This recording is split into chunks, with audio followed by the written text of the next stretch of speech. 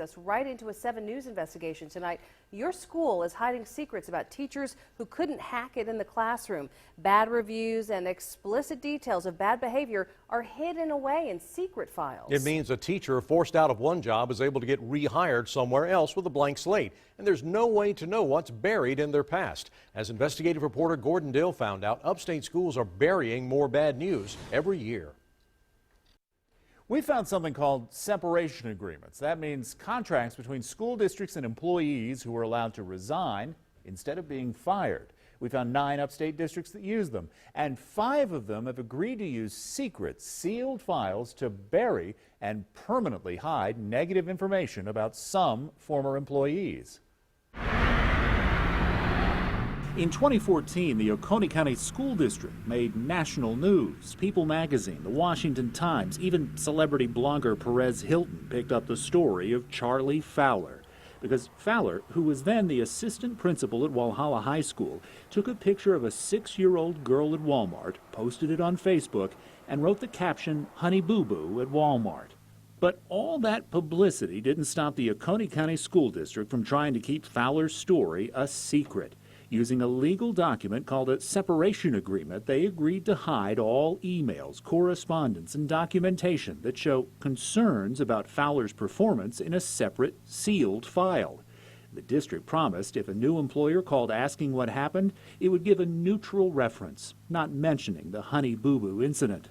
In Fowler's case, anybody with an internet connection can get the whole story. You just type his name into Google. But it's not always that easy. In fact, we found districts all over the upstate using these separation agreements for teachers that just couldn't hack it in the classroom.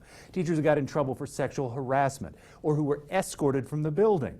They might be teaching in your child's classroom right now, and you'd know nothing about their history because every bad review is locked away in a secret file. In Greenville County, the district had 9 of these secret deals in just 3 years. This one includes formal complaints of sexual harassment against a school district employee filed by 2 different teachers.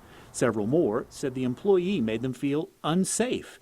The district documents dozens of specific sexual remarks that span more than a decade, much of it so explicit we can't put it on TV.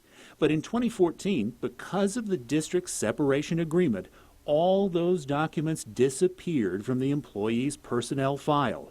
And while this employee is not eligible to work in Greenville County again, we still don't know who this accused sexual harasser is, and neither would his next potential employer.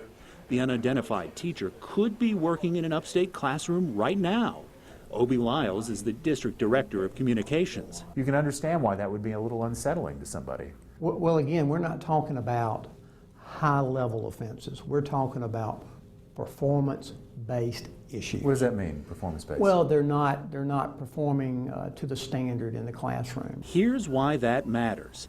Teachers are licensed by the State Board of Education, and the really big offenses, like an arrest or a sexual encounter with a student, would be reviewed by the full board. If they took action, reprimanding or suspending the teacher, the whole thing becomes a public record. Anything that falls short of board action, like the teacher who gave homework comparing the Pope to a mass murderer, or the one who was sent home for gross misconduct and escorted from the building, or teachers who simply can't get the job of teaching done, the district can use a separation agreement to cover up every bad review, parent complaint, or disciplinary action. Why would you do that? Well, separation agreements, I think first of all it's important to note you still get to the same end result, and that's end of employment. It's the end of employment at one district, but these agreements open the door to a new job in a new classroom, and because the new district can't be sure of the teacher's secret past, neither can you. The districts told us they need these agreements because it gets rid of some employees while saving money. If a teacher's fired, they could appeal, and that can be expensive.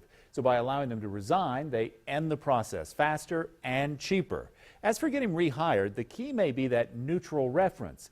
They said when they call a past employer and get anything other than a glowing recommendation, that is a red flag. So districts hope they can sniff out these secret files before they make a hire. Back to you. It is time